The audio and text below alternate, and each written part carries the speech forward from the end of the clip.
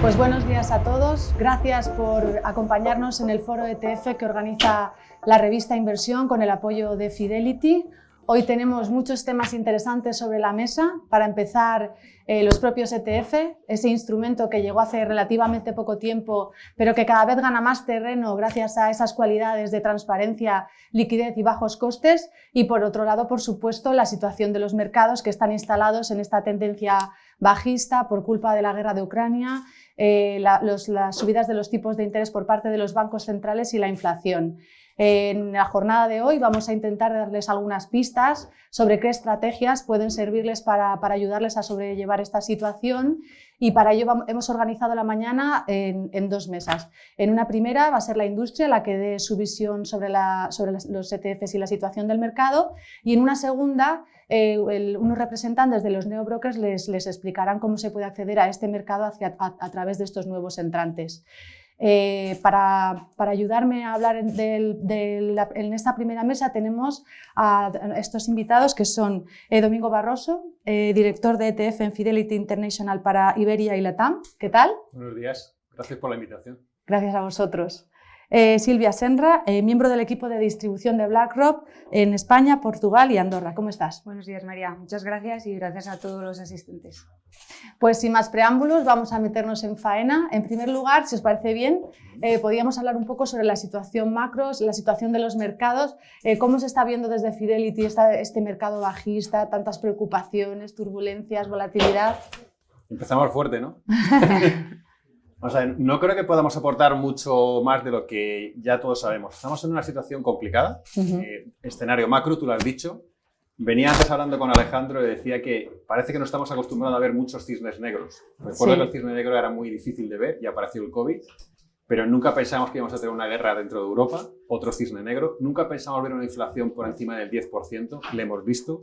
Y nunca pensamos ver los tipos de interés por encima casi del 4%, que pueden irse en Estados Unidos 4,5%, 5%. Entonces, hay mucha incertidumbre en el mercado, eso es verdad. Con esa incertidumbre, también es verdad que el mercado está sobrevendido y el sentimiento es muy negativo. Entonces, cualquier inversor lo que está deseando es ver alguna noticia positiva. Eso es bueno, porque parece que ya estamos llegando estamos cada vez más cerca posiblemente de ese nivel o ese suelo que nadie sabemos dónde está. Porque si supiéramos dónde está, estaremos todos invirtiendo claramente con mucha claridad. No sabemos dónde está el suelo, pero sí es verdad que la corrección del mercado que hemos visto ha sido una comprensión de los múltiplos, de los precios, por los tipos de interés, por la subida de tipos. Y está sujeto por los beneficios empresariales a día de hoy. Piensa que cuando hay un mercado bear market, lo que dicen los americanos, un mercado bajista. La media del mercado bajista en los últimos años es del 42% de corrección, sobre todo cuando entramos en recesión, 42%. Estamos en un 25, 20 más o menos, las últimas dos subidas. ¿Puede quedar todavía más? Sí, puede quedar más. ¿Qué estamos mirando nosotros? Los beneficios empresariales, es decir, la presentación de beneficios próxima, porque es lo que nos puede dar pistas de hasta dónde puede llegar esta corrección de mercado que todavía se puede extender más. Con todo y con eso, y termino ya, somos cautos, estamos viendo que hay oportunidades en el mercado, hay que estar defensivo, hay que tener poca volatilidad en las carteras, porque no hay mucha visibilidad en el mercado, tú lo decías, no hay tanta visibilidad. Y parece que la estrategia que hay que seguir es el típico que dicen los americanos, wait and see, vamos a esperar y vamos a ver. No hay que ser siempre el primero a tomar decisiones. Yo creo que el invertir ahora en compañías o en activos de riesgo es como coger un cuchillo que está cayendo. Cuando coges un cuchillo que está cayendo te pueden pasar dos cosas, ¿no? Coges la hoja o coges el mango, pero como coges la hoja te vas a cortar. Igual es mejor el wait and see, estar tranquilo, vamos a ver qué ocurre, que hay veces en el mercado hay que estar tranquilo. ¿Qué ocurre en el mercado? ¿Hasta dónde va a subir la Fed los tipos? ¿Qué va a pasar con la inflación? ¿Qué va a pasar con el desempleo? Vamos a mirar el mercado y después tomamos decisiones. Silvia, ¿cómo lo veis en BlackRock? ¿Compartís este diagnóstico? Pues sí, creo que es complicado, pero que toda la industria está de acuerdo en la misma visión de mercado. Lo que vemos nosotros es que hemos llegado al fin de la era que llamábamos la gran moderación, donde veíamos pues, una inflación contenida, un crecimiento lineal, podemos decir. Eso obviamente ha acabado. Y lo que nos planteamos, ¿no? Reflexionamos y lo que vemos es que hay que ser más táctico a la hora de construir carteras, ¿no? Ya no vale una asset allocation a largo plazo, sino que tenemos que revisar la composición de nuestra cartera más a menudo. Y desde nuestro punto de vista, los bancos centrales están siendo demasiado duros con sus políticas, y eso va a dañar aún más a la economía, porque lo que vemos es que en otros momentos de inflación, esa inflación ha venido generada por la demanda.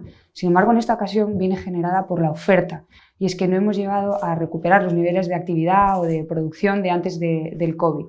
¿Qué pasa? Siendo tan agresivos los bancos centrales, no van a conseguir que esa producción o esa actividad aumente. Lo que van a conseguir, pero para ello van a tener que hacer mucho daño a la economía, es que la demanda se reduzca. Y eso para nosotros, la verdad es que no es el mejor escenario.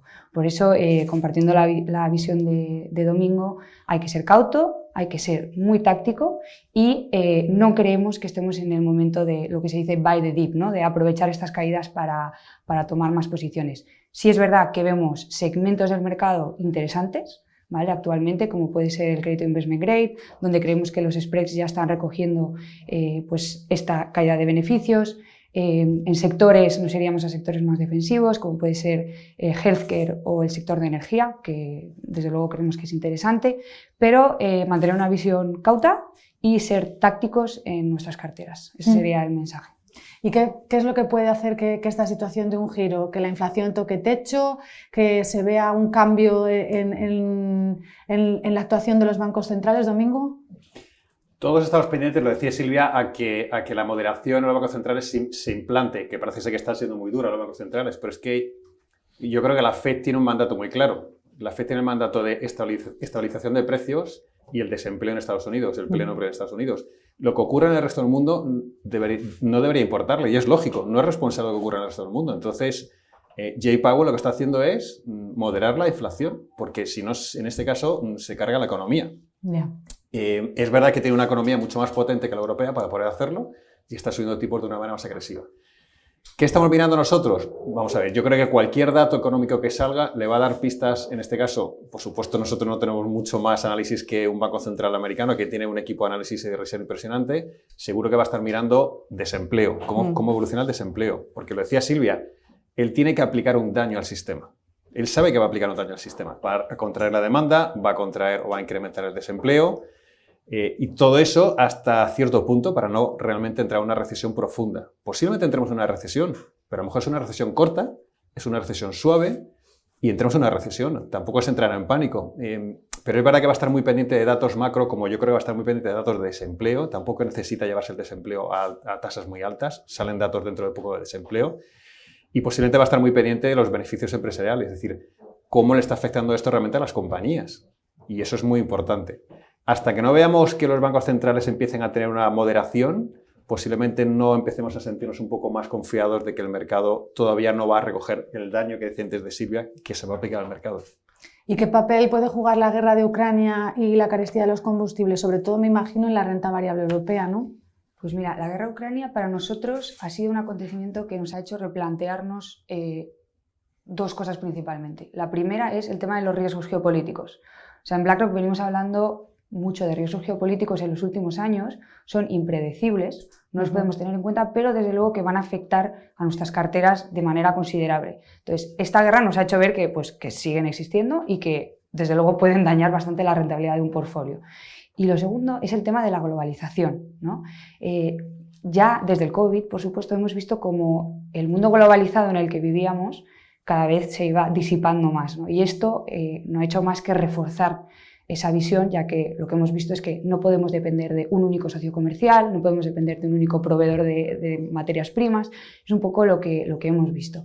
Y la conclusión más grande que sacamos de esta guerra es el tema de la transición energética, que desde luego para nosotros está presente en todas nuestras tesis de inversión, y si escucháis hablar a Larry Fink, a nuestro presidente, siempre habla, ¿no?, de esa transición hacia una economía de cero emisiones netas.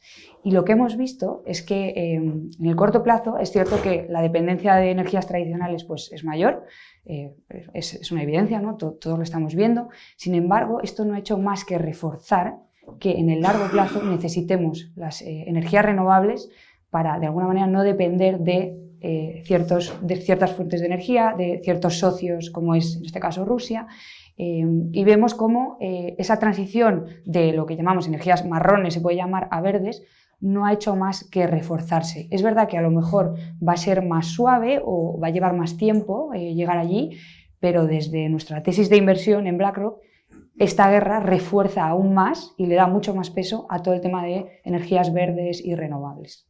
Pero precisamente lo que ha despuntado este año, ¿no?, ha sido las energías marrones. Ha sido, hablando un poco de ETFs, que es del tema que nos ocupa, son de los que lo han hecho mejor, ¿no? También los inversos. ¿Crees, Silvia, que pueden seguir funcionando bien de ahora en adelante? Exactamente, o sea, en la transición lo que vemos es que en el corto plazo vamos a necesitar o somos más dependientes de estas energías marrones, y es por esto que este año tanto materias primas como energía han sido los sectores o las clases de activo que mejor lo han hecho, y la verdad es que nosotros seguimos pensando que las fuerzas que han impulsado esos precios al alza están ahí, por lo tanto, sí. Por el lado de inversos, ahí creo que ni Fidelity ni BlackRock se ha metido en este terreno, ya que al final son productos que hay que entender más, o ir un poco más allá, ya que en mercados volátiles como el que estamos viviendo hay una cosa que es el efecto base, y es que si el mercado, imaginaros, cae, sube al día siguiente, cae, sube al día siguiente, la rentabilidad que tú vas a obtener no es directamente la inversa a lo que va a hacer el índice de referencia. Es por esto que proveedores como Fidelity o BlackRock no nos hemos querido meter en este terreno. Y volviendo a energía, yo creo que es interesante, la tesis de inversión que hemos desarrollado en BlackRock va un poco más allá de la materia prima como tal y se centra también en los productores de materias primas, ¿vale? El sector de energía, obviamente, pues hemos visto el alza de precios, pero ha sido un sector abandonado, un poco el patito feo, podemos decir, por parte de los inversores en los últimos años. En esos años, el sector se ha encargado de sanear sus balances, reduciendo bastante el endeudamiento. Ahora mismo es el tercer sector con menos deuda a nivel global.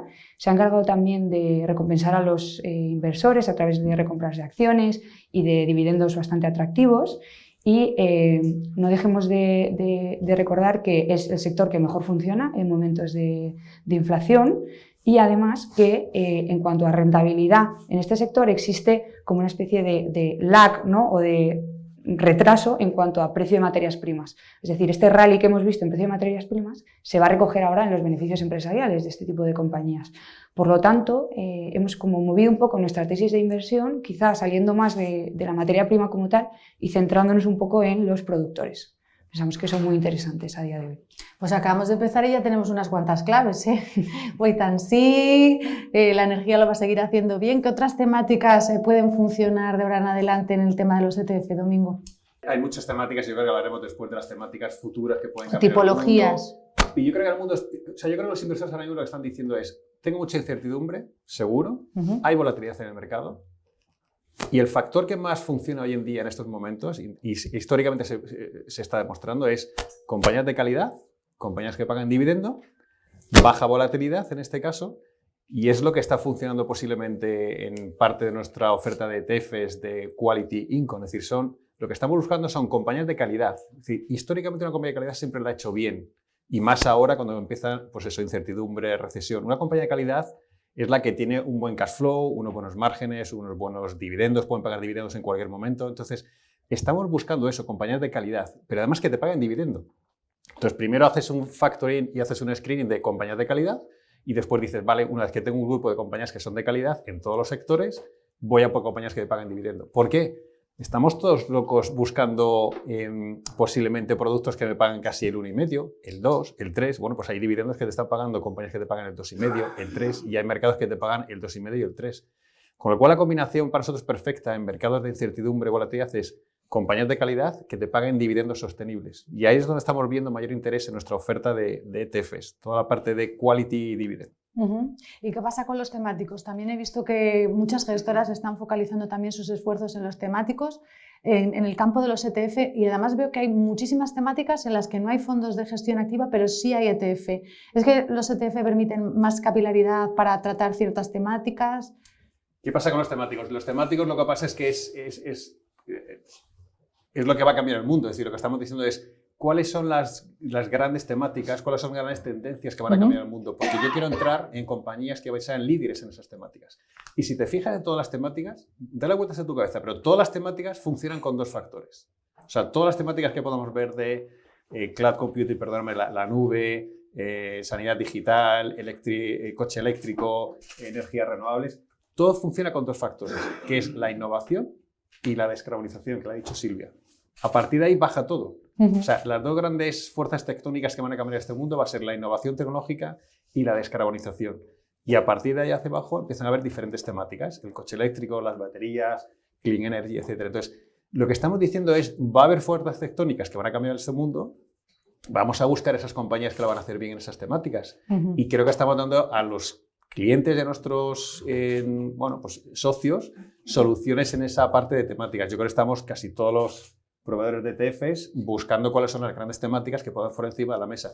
También es verdad que nos hemos vuelto un poco esotéricos, ¿eh? O sea, ya empiezas a ver cosas rarísimas, incluso en Estados Unidos, que es un mercado mucho más desarrollado que nosotros. El otro día había un ETP sobre PET, de animales, sí, perdóname. Sí. O un ETP de América la primera, entonces que invierte solamente en compañías que tienen trabajadores americanos y que no va a hacer exportaciones. Pero bueno, es verdad que la parte temática está para quedarse y hay temáticas muy interesantes, casi todas basadas en innovación, tecnología y en la parte de descarbonización. Y tenemos que dar solución a nuestros clientes. Tenemos que decirles, bajo formato ETF, que tú lo has dicho, mucho más eficiente el coste, mucho más transparente, vamos a darte encima de la mesa esas compañías. Y responda a tu pregunta, ¿por qué hay fondos de gestión activa que no entran tanto en la temática?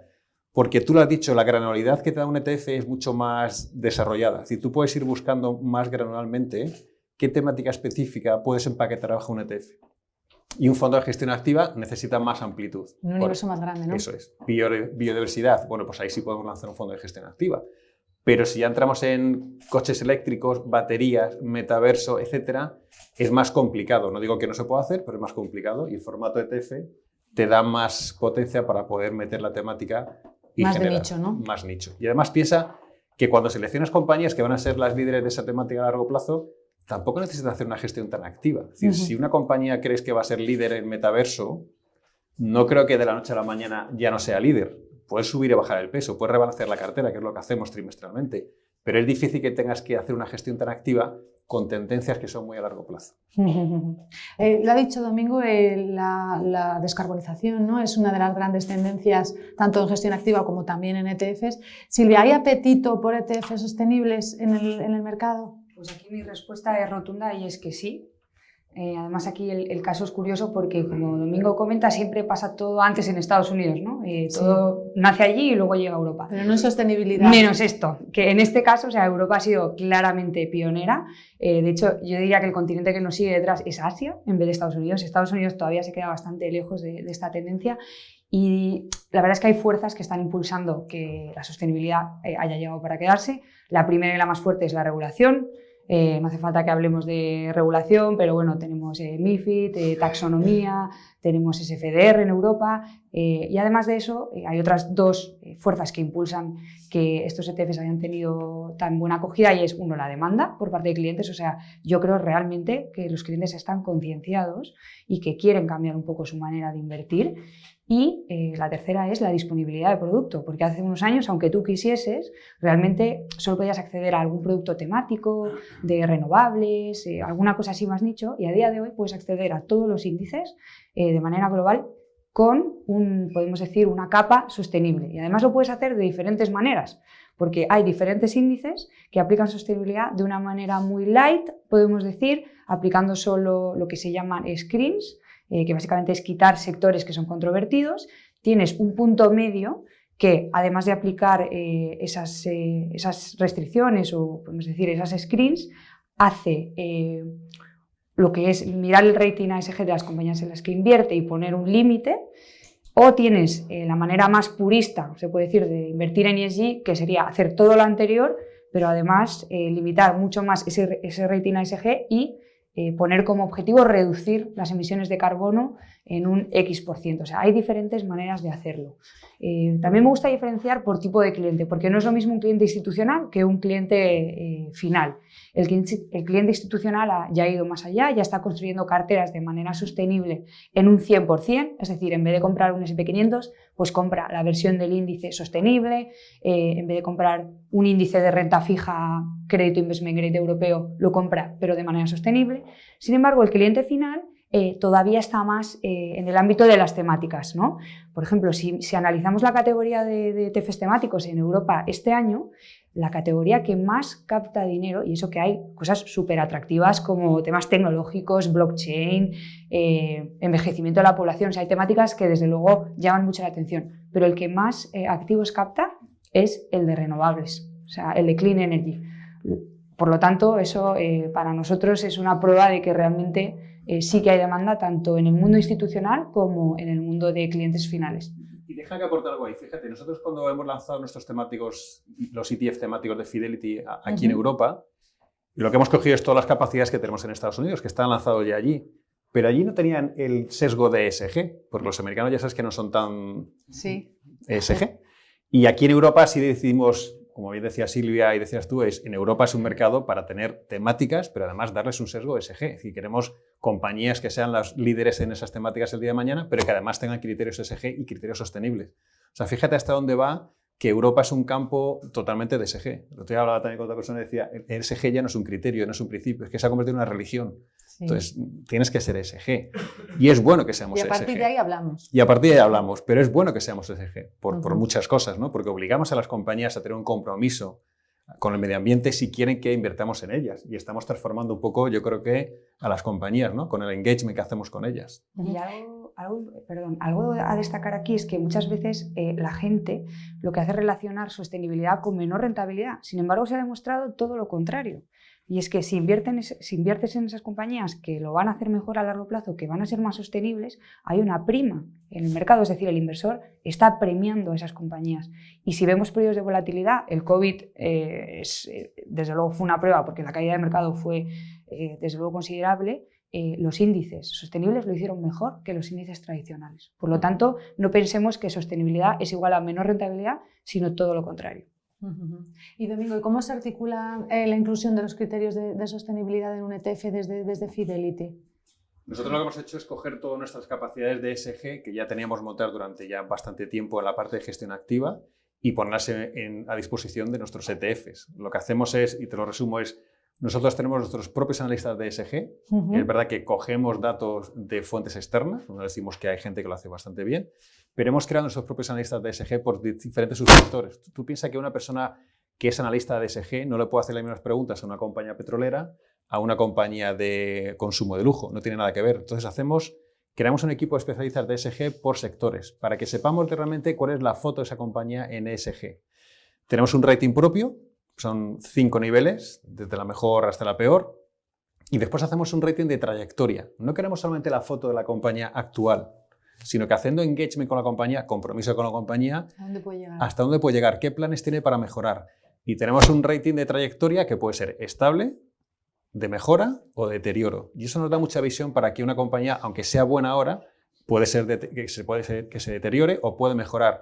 Todo eso hace que al final valoremos a las compañías tanto hacia adelante, hacia el futuro, como actual, y tengamos una cartera muy sostenible en la parte de ESG. Y ahora, cambiando un poquito de tema, quería preguntaros un poquito también, Silvia, por la renta fija. También hay ETFs de renta fija. Con lo mal que lo ha hecho este activo este año, ¿qué soluciones o qué se puede encontrar dentro del campo de la renta fija en ETFs? Pues la verdad es que el tema de la renta fija en ETFs es, desde mi punto de vista, destacable. Si miramos los activos que hay a día de hoy en la industria de ETFs, la verdad es que renta fija no destaca, o sea, todavía no supone una parte muy grande. Sin embargo, si lo miremos en términos relativos, en términos de crecimiento año a año, es la parte de la industria de ETFs que crece a un ritmo más rápido. A día de hoy, aunque la rentabilidad este año en renta fija haya sido tan mala, un 28% de los flujos que han entrado este año han sido en productos de renta fija. ¿Por qué? Aquí la historia es un poco diferente, no va tanto ligada a movimientos de mercado, va más ligada a nueva adopción del vehículo. ¿Qué pasa? Los gestores de renta fija están viendo las bondades que tienen este tipo de productos, especialmente para acceder a esta clase de activo, ¿vale? No solo nos ofrecen acceso mediante una sola línea a infinidad de bonos, es que os hablo de 1.000, 2.000 bonos en un único producto.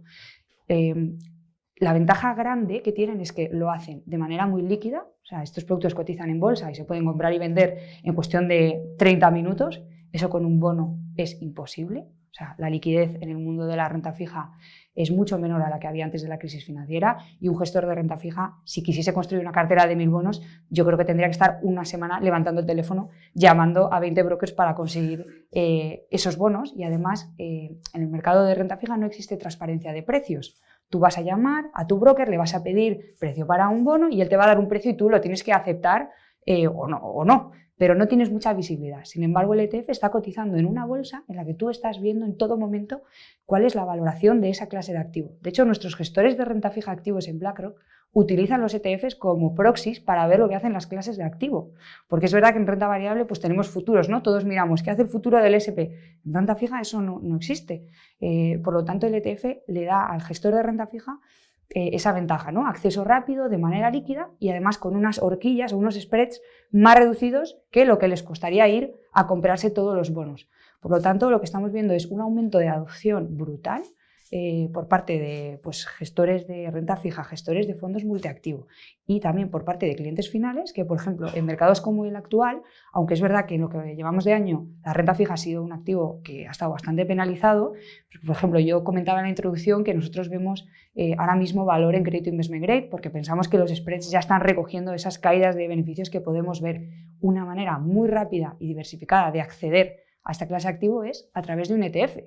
Y además tenemos la capilaridad de escoger dónde queremos entrar, porque hay productos que incluyen financieros, que los excluyen, de duración más corta, imaginaros, vencimiento de 1 a 5, de vencimientos más largos, o sea, realmente te da una capilaridad que si lo fueses a hacer a través de un fondo activo, pues no tendrías, y si lo fueses a hacer tú directamente comprando bonos, la complejidad ahí ya sería, vamos, desde luego muy superior. Por lo tanto, diría que es de las partes que más está creciendo dentro de la industria de ETFs y que merece la pena que le echemos un ojo porque tiene sentido. Totalmente de acuerdo. Déjame que apunte algo. Yo creo que la industria de ETFs ha crecido históricamente siempre desde la parte del equity. Sí. Lo decía Silvia, siempre. O sea, pero hay una transformación ahora y yo creo que ha habido un antes y un después y ha sido el COVID. El COVID lo que dijo, y lo dice Silvia, es puso un stress test a los ETFs de renta fija. Y al final nos hemos dado cuenta que son productos muy bien gestionados y que aplican liquidez y que posiblemente eran referencia de precios cuando muchos gestores de gestión activa no tenían referencia. Con lo cual, se les ha puesto bajo estrés test en el COVID y nos hemos dado cuenta de que es un vehículo muy eficiente, con muchísimas líneas que podemos ofrecer al cliente a un coste mucho más reducido con fondo de gestión activa, muchísimos más bonos, mucho más diversificado, con una liquidez tremenda. Si te coges los informes de las grandes consultoras, por no decir ninguno, pero algunos que hemos podido revisar, dicen los grandes focos de crecimiento del mercado de ETF a futuro, que sigue habiendo, el mercado de ETFs es un mercado que está a día de hoy con una salud bastante sana, con crecimientos casi del 17-18%, que está muy bien comparado con otras industrias. Pero dicen los grandes focos de crecimiento son 3, renta fija, ESG y temáticos. Con lo cual, la renta fija es algo que va realmente a revolucionar los ETFs, y lo decía Silvia, y va a cada vez suponer un peso relativo mayor dentro de las ofertas que estamos dando a nuestros clientes. Y para un minorista, ¿qué diferencia supone de tener un ETF de renta fija o un fondo activo de renta fija? Yo creo que, como decía antes Silvia, en un ETF al fin y al cabo la característica que tú has dicho es mucha mayor transparencia, mucha mayor agilidad en este caso y a un coste más reducido. Es decir, es verdad que un fondo de gestión activa puedes tener una desviación respecto a los índices más amplia y en un ETF posiblemente lo que quieras es tener más controlado tu riesgo. Y a lo mejor incluso nosotros que hacemos ETFs de gestión activa en la parte de renta fija, lo que intentamos es no generar un tracking error muy alto, sino decirle al cliente, este es tu índice, vamos a generar alfa, porque vamos a traer el alfa de Fidelity encima de los ETFs, vamos a traer lo bonito que tiene el alfa con lo bonito que tienen los ETFs y vamos a combinarlo. Pero vamos a decirle al cliente, está usted más controlado, tiene menos desviación respecto al índice, es mucho más eficiente el alfa que le podemos traer con el coste que le aplicamos. Y después tienes todos los criterios que decía Silvia de tener encima de un solo vehículo pues casi 1100 líneas. El último que lanzamos, el Global Corporate, es el que más demanda ha tenido. Lo decía Silvia, parte corporativa, global, en un ETF y además con la característica de tener ESG. Y el cliente se va dando cuenta de que los ETFs de renta fija tienen cada vez más sentido en sus carteras. Y ahora también, pegando otro giro, otro cambio de tercio, quería preguntaros también por criptos, blockchain, que parece que van entrando poco a poco, ¿no? en las gamas de ETF. Silvia, BlackRock precisamente ha lanzado recientemente un ETF que está expuesto a blockchain. Sí, eso es. acabamos de lanzar la semana pasada nuestro ETF de blockchain en Europa, que es el UCITS, podemos decir. Ya habíamos lanzado el mismo producto en Estados Unidos en abril, aquí sí que van ellos primero, como os podéis imaginar. El ETF invierte en 35 compañías que replican el índice New York Stock Exchange FactSet Global Blockchain Index. Bueno, no es necesario acordarse del nombre, pero para que entendáis lo que hay dentro, son 35 compañías listadas que invierten en el desarrollo, la innovación y la aplicación del blockchain. Pero que no haya confusiones, no invierten. Eso es lo que iba a decir. Bitcoin, ¿no? Entonces, son compañías listadas, ¿vale? El 75% de la cartera van a ser compañías que se dedican a hacer minería de blockchain o lo que son las plataformas donde se intercambia el blockchain, y el 25% de compañías van a ser semiconductores, que se encargan de producir el hardware que es necesario para minar el blockchain, y plataformas de pagos. Al final lo que queremos aquí es, de alguna manera, invertir en toda la tecnología de blockchain, porque es verdad que la tecnología de blockchain es la que está detrás de las criptomonedas, pero va mucho más allá. O sea, la tecnología de blockchain va a facilitar bastante, por ejemplo, en el mundo de los pagos digitales. O sea, se va a trasladar también bastante al ámbito del consumo. Nosotros lo que queremos es ofrecer exposición a las compañías que van a desarrollar esa tecnología. Este producto, hay que decirlo, no tiene criptomonedas dentro. Ahí BlackRock todavía no se ha aventurado en el formato ETF. Sí que es importante decir que BlackRock considera las criptomonedas una clase de activo más. ¿Sí? Y sí, para nosotros es una clase de activo más. Si nuestros clientes nos demandan productos en ese ámbito, pues nosotros actuaremos. De hecho, hemos lanzado en Estados Unidos un investment trust para inversores americanos que invierte en criptomonedas. Por lo tanto, o sea, no es que descartemos la opción, pero a día de hoy el producto que hemos lanzado invierte en la tecnología. ¿Es posible que llegue pronto a España un producto en el que se invierta en criptomonedas a través de un ETF o de un fondo? La verdad es que no lo descartamos. O sea, inicialmente hemos lanzado este Investment Trust, que es como más orientado a clientes institucionales en Estados Unidos, porque realmente ellos nos lo estaban pidiendo, ¿no? Querían acceder a la clase de activo y pues preferían hacerlo a través de este vehículo.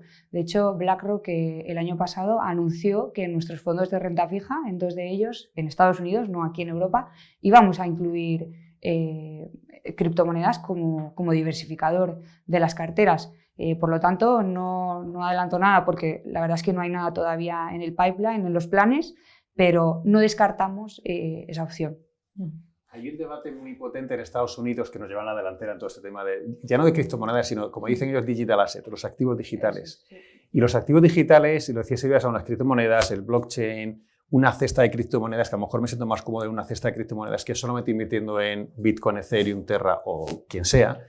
Pero el activo digital, como tal, digital asset, es algo que se está poniendo encima de la mesa en Estados Unidos. Y hay conversaciones para incluso incluir parte de los planes de pensiones americanos, los 401k, que son los planes de pensiones americanos, meter parte de digital asset en la cartera. ¿Por qué? Porque un plan de pensiones es a largo plazo. Y posiblemente la industria se vaya desarrollando, cada vez tenga más transparencia, más regulación, lancemos productos mucho más seguros. Nosotros, igual que ellos, tenemos un ETF de blockchain en Estados Unidos ya y posiblemente lo lancemos aquí dentro de poco con formato UCITS, porque es lógico. O sea, tenemos que decir al cliente, blockchain no es criptomonedas, es un ecosistema que tiene todo el beneficio para que salga adelante. Y después hemos lanzado en Europa un ETP de Bitcoin, pero para cliente profesional e inversor institucional. ¿Por qué? Porque tenemos una compañía en Estados Unidos que se llama Fidelity Digital Asset, que se dedica a todo el negocio de digital assets, custodia, transaccionalidad, etc. Y las encuestas que ha hecho los clientes dicen que el 70% de los clientes institucionales estarían dispuestos a invertir en los próximos 5 años en digital assets. No saben en qué, no saben si es en una criptomoneda, una cesta de criptomonedas, en blockchain, pero sí quieren incorporar los activos digitales en su cartera, en el peso apropiado, pero es un activo que empieza a surgir, tenemos que darle forma. Y lo que hemos hecho es lanzar un ETP, no es un ETF, es un ETP, pero solamente para cliente institucional. No está para cliente retail y lo vamos a mantener para cliente institucional hasta que poco a poco vayamos viendo la regulación que tú dices que no existe y que tenemos que ir viendo una regulación más sólida, ¿no? Para pasarlo al cliente retail con más seguridad. Independientemente de blockchain, está claro que la tecnología es desde luego otra de las temáticas fuertes, ¿no?, de los ETFs. ¿Qué otros subsectores, qué otras subtemáticas estáis ofreciendo desde Fidelity o consideráis que son interesantes, que pueden funcionar? Mira, te cuento 3 rápidamente. Yo creo que todo el tema de la nube tiene un potencial impresionante. Hemos lanzado un ETF UCITS ESG de todo el tema de cloud, porque pensamos que el desarrollo de la nube es impresionante. Cualquier noticia que mires, ya sea de grandes tecnológicas, Amazon, SAP, etcétera, el desarrollo de la nube es impresionante. Entonces pensamos que hay una transformación ahí muy grande y queremos buscar a las compañías que lo vayan a hacer mejor, esas 35 o 50 compañías que lo vayan a hacer mejor. El tema de la nube en la parte de innovación es muy importante. Metaverso también, pero es verdad que metaverso, como dicen los americanos, hay mucho hype, hay mucha teoría, ¿no? Hay muchas ganas, pero hay que bajarlo. O sea, ¿cuáles son las compañías que realmente van a ser las futuros líderes del metaverso? El otro día escuchaba a alguien que decía, hemos comprado Louis Vuitton dentro de lo que es un esquema de metaverso. Hombre, nuestro primer principio, no digo que no, pero nuestro primer principio es, vamos primero a limitar el universo. Cuando entremos en el ETF nuestro, decimos, vamos a limitar el universo. Vamos a mirar las compañías que por lo menos o como mínimo tengan el 50% de ingresos línea metaverso. O sea, no vale que tú y yo montemos una compañía y hagamos un poco de metaverso, no. 50% del revenue de los ingresos tiene que ser metaverso. Si no, no empiezo ni a mirarla. ¿Y hay muchas compañías que tienen 50%? Hay bastantes. Hay más de las que creemos. Yo lo tenía mirando la cartera, veía cosas que no conocía en Estados Unidos. Pero sí hay, es verdad que sí hay, pero hay que darle más tiempo al tema del metaverso. Hay que bajarlo al terreno, hay que tocarlo, porque el cloud se toca, la innovación digital, eso es, la salud digital se toca, es decir, toda la transformación que hemos lanzado otro ETF de Digital Health, que es salud digital, se está viendo, es decir, cómo la innovación en el campo de la salud está transformando todo, desde el genoma humano, la telemedicina, los análisis clínicos digitales. Todo se está transformando en la medicina. Las nuevas medicinas, que ya se crean nuevas medicinas por inteligencia artificial. Ya no tienen que ser los analistas o los médicos, es inteligencia artificial puesta encima de la mesa para crear medicinas más potentes. Entonces, hay muchísimo en la parte de innovación y también pensamos que la parte de transformación del transporte, como decía Silvia, es importante.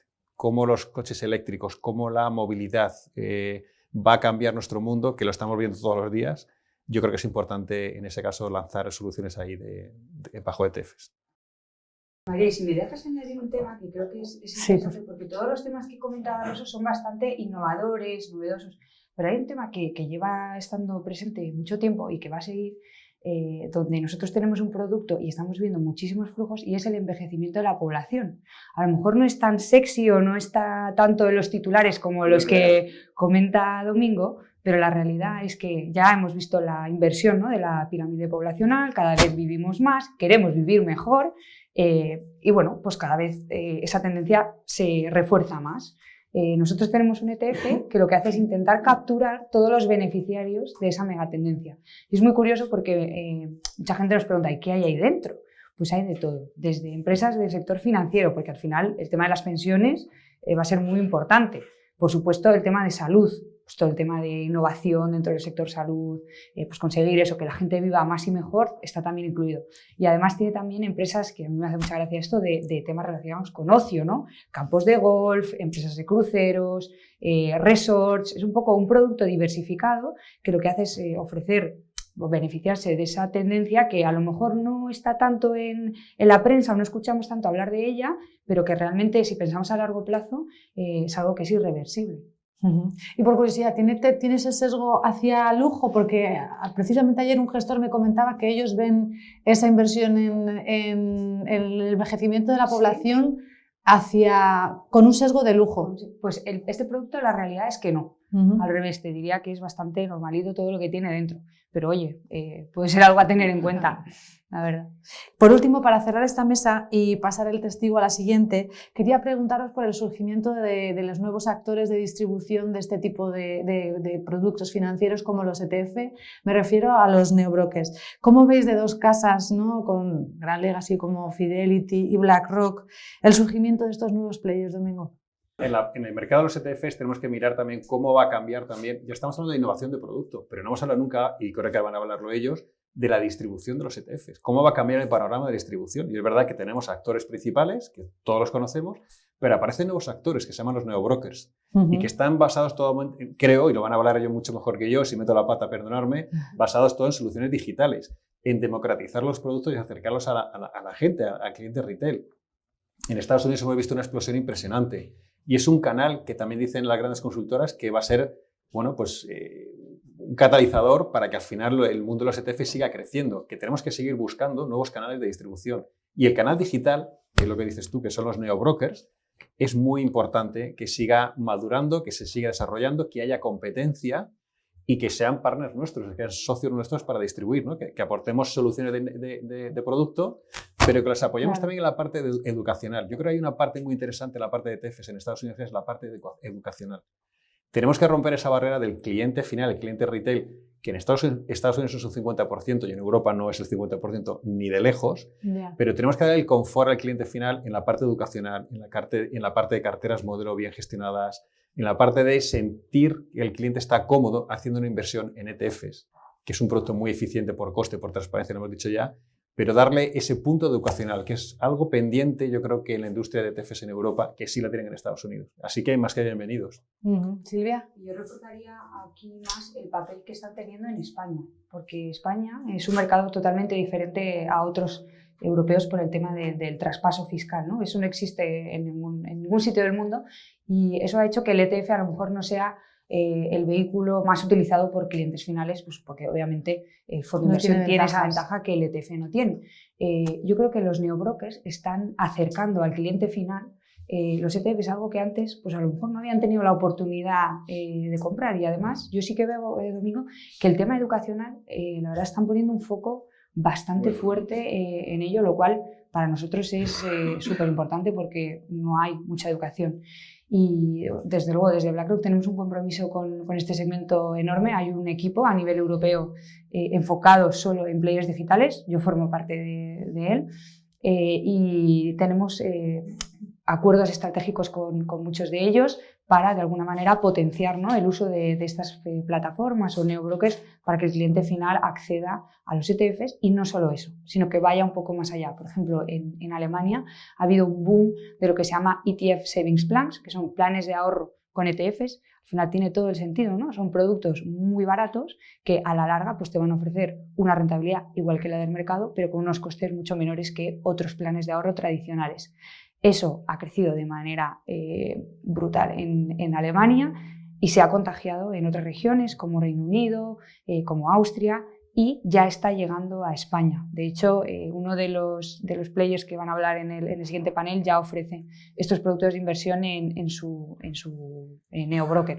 Por lo tanto, súper alineados con ellos, nos parecen un player súper relevante para la industria española sobre todo, y bueno, y animo a todos los clientes a que investiguen, ¿no?, un poquito y se atrevan a invertir en ETFs a través de estos neobrokers que ofrecen unos costes también pues muy eficientes. Les emplazo a tomar un café y venir después a la siguiente mesa en la que se va a abordar la situación de los neobrokers y la aportación que ellos hacen a la industria. Muchas gracias por haber estado aquí.